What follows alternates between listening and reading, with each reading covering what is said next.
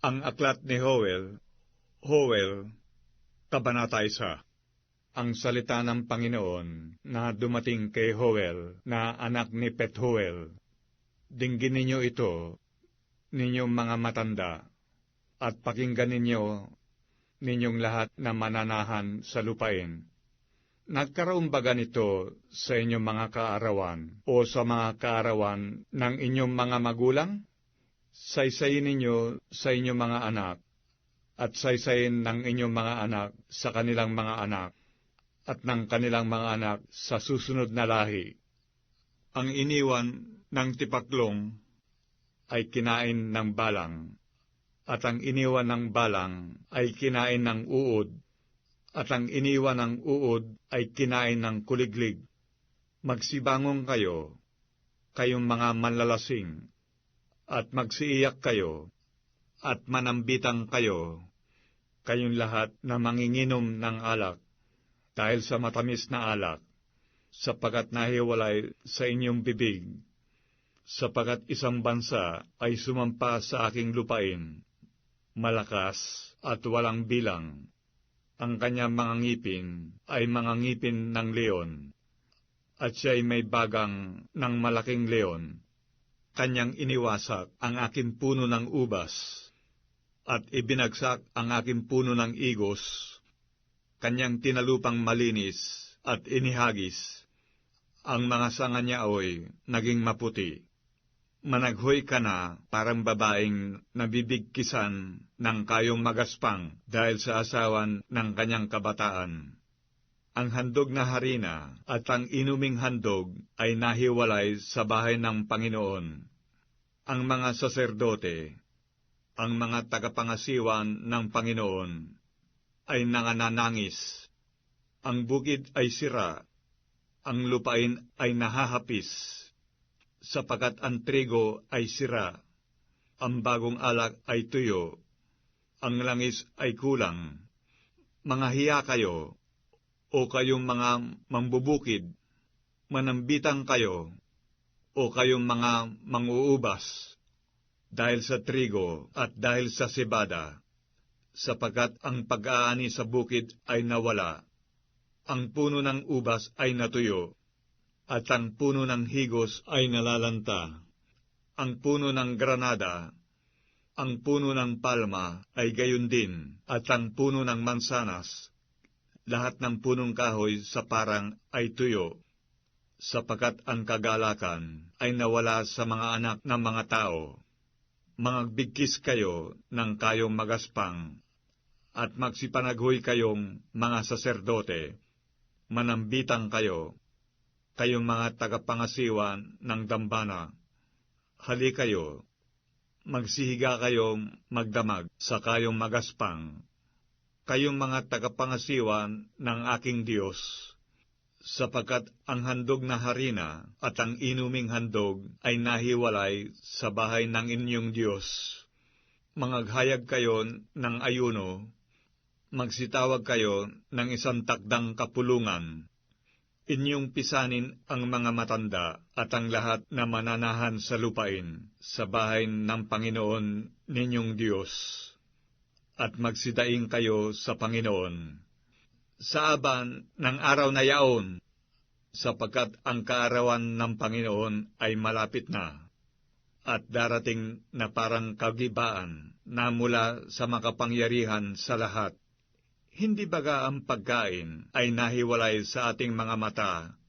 Oo, ang kagalakan at ang kasayahan ay nahiwalay sa bahay ng ating Diyos? Ang mga binhi ay nangabubulok sa kanilang bugal, ang mga kamalig ay nangakahandusay na sira, ang mga imbakan ay bagsak, sapagkat ang trigo ay natuyo. Ganyan na lamang ang ungal ng mga hayop, ang mga kawan ng mga hayop ay natitigilan, sapagkat wala silang pastulan. Oo, ang mga kawan ng tupa ay nangapahamak. O Panginoon, sa iyo'y dumadaing ako, sapagkat sinupok ng apoy ang mga pastulan sa ilang, at sinunog ng liab ang lahat na punong kahoy sa parang. Oo, ang mga hayop sa bukid ay nagsisihingal sa iyo, sapagat ang mga batis ng tubig ay nangatuyo, at sinupok ng apoy ang mga pastulan sa ilang. Joel, Kabanata 2. Hipan ninyo ang pakakak sa Sion, at mangagpatunog kayo ng hudyat sa aking banal na bundok. Manginig ang lahat na mananahan sa lupain, sapagkat ang kaarawan ng Panginoon ay dumarating, sapagkat malapit na. Araw ng kadiliman at ng pagkukulimlim, araw ng mga ulap at ng pagsasalimuot ng dilim, gaya ng liwayway na namumukadkad sa mga bundok, isang malaking bayan at matibay. Hindi nagkaroon kailanman ng gaya niyaon, ni magkakaroon pa man pagkatapos ng mga yaon, hanggang sa mga taon ng maraming salit-saling lahi.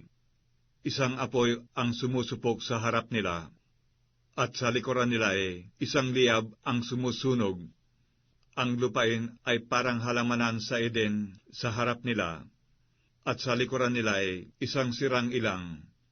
Oo, at walang makatanan sa kanila. Ang anyo nila ay parang anyo ng mga kabayo, at kung paano ang mga ngabayo, gayon sila nagsisitakbo. Parang ingay na mga karo sa mga taluktok na mga bundok, nagsisilukso sila, parang hugong ng liyab ng apoy na sumusupok sa dayami, parang isang matibay na bayan na humahanay sa pagbabaka.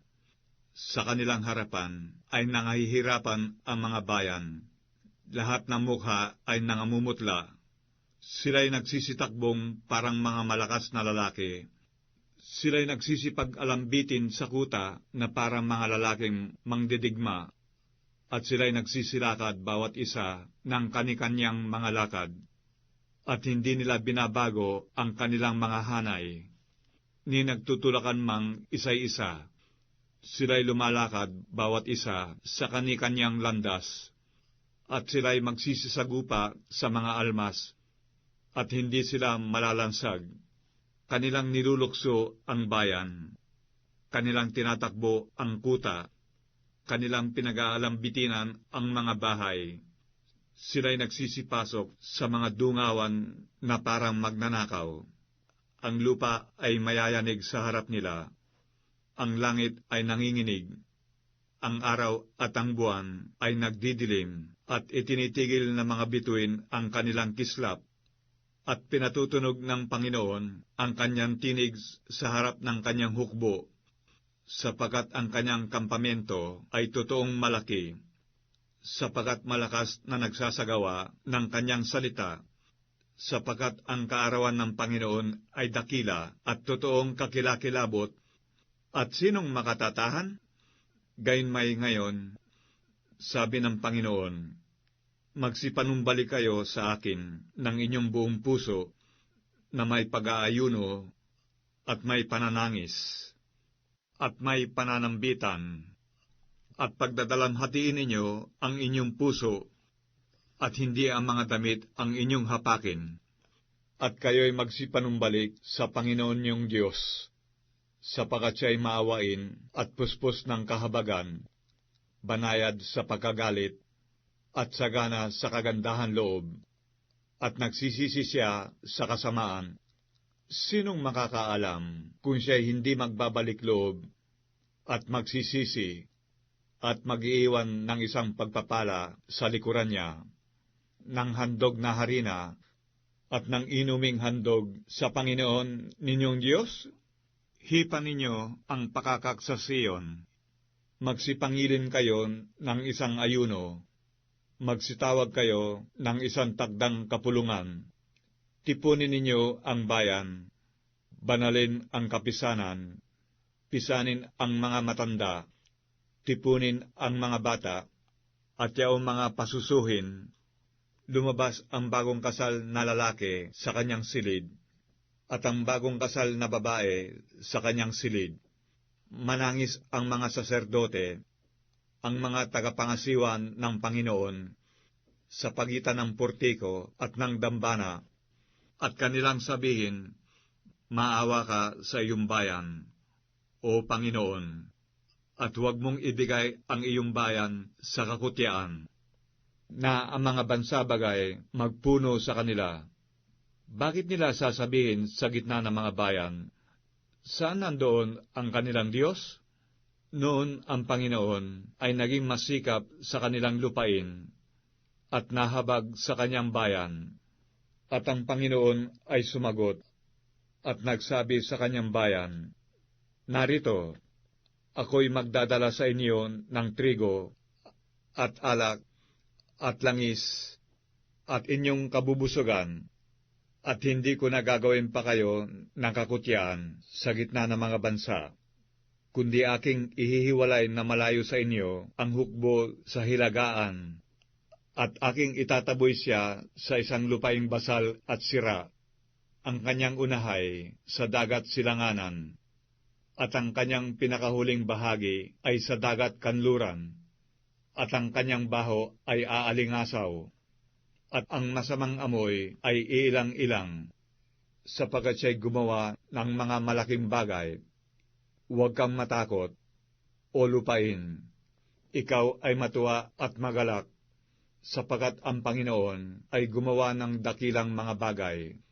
Huwag kayong mga takot, kayong mga hayop sa parang, sapagkat ang mga pastulan sa ilang ay lumalago, sapagkat ang punong kahoy ay nagbubunga, ang puno ng higos at ang puno ng ubas ay nagbubunga. Kayo nga'y mga tuwa, kayong mga anak ng Siyon, at mga galak sa Panginoon ninyong Diyos, sapagkat kanyang ibinibigay sa inyo ang maagang ulan sa tapat na sukat, at kanyang pinalalagpak ang ulan dahil sa inyo, ang maagang ulan at ang huling ulan sa unang buwan, at ang mga lapag ay mga pupuno ng trigo, at ang mga kamalig ay aapawan ng alak at langis, at aking isasauli sa inyo ang mga taon na kinain ng balang, ng uod, at ng kuliglig, at ng tipaklong na siyang aking malaking hukbo, na aking sinugo sa gitna ninyo. At kayo'y magsisikaing sagana, at mga bubusog, at inyong pupurihin ang pangalan ng Panginoon ninyong Diyos, na gumagawa ng kapabalaghan sa inyo, at ang aking bayan ay hindi mapapahiya kailanman. At inyong malalaman na ako'y nasa gitna ng Israel, at ako ang Panginoon ninyong Diyos, at wala nang iba, at ang aking bayan ay hindi mapapahiya magpakailanman. At mangyayari pagkatapos na ibubuhos ko ang aking espiritu sa lahat ng laman, at ang inyong mga anak na lalaki at babae ay manghuhula. Ang inyong mga matanda ay magsisipanaginip ng mga panaginip. Ang inyong mga binata ay mga kakakita ng mga pangitain. At sa mga lingkod na lalaki at babae naman ay ibubuhos ko sa mga araw na yaon ang aking espiritu. At ako'y magpapakitan ng mga kababalaghan sa langit at sa lupa, dugo at apoy, at mga haliging usok. Ang araw ay magiging kadiliman, at ang buwan ay dugo, bago dumating ang dakila at kakilakilabot na kaarawan ng Panginoon. At mangyayari na ang sinumang tumawag sa pangalan ng Panginoon ay maliligtas, sapagkat sa bundok ng Sion at sa Jerusalem, duroon yaong nangangatanan, gaya ng sinabi ng Panginoon, at sa nangalabi ay yaong mga tinawag ng Panginoon. Joel, Kabanata 3. Sapagkat, narito, sa mga kaarawang yaon, at sa panahong yaon, pagka aking ibabalik ang mga bihag sa Huda at Jerusalem, aking pipisanin ang lahat na bansa, at aking ibababa sila sa libis ni Josaphat, at ako'y makikipagtanggol sa kanila roon dahil sa aking bayan at dahil sa aking manang Israel, na kanilang pinangalat sa mga bansa, at binahagi ang aking lupain, at kanilang pinagsapalaran ang aking bayan, at kanilang ibinigay ang isang batang lalaki dahil sa isang patutut, at ipinagbili ang isang batang babae dahil sa alak, upang sila'y mga kainom. Oo, at ano kayo sa akin, o Tiro, at Sidon, at buong lupain ng Pilistia? Gagantihin ba ninyo ako? At kung ako'y inyong gantihin, maliksi at madali na aking ibabalik ang inyong kagantihan sa inyong sariling ulo.